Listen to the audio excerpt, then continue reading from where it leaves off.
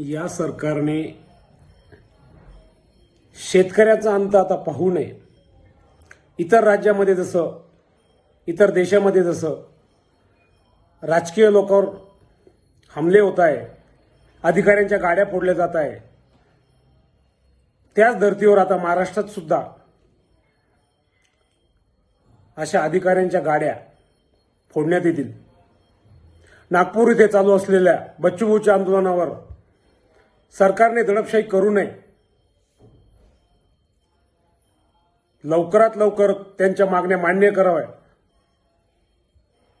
आता मनोजदादा जरांगे पाटील यांनी सुद्धा शेतकऱ्याच्या हितासाठी 2 तारखेची बैठक रद्द करून नागपूरला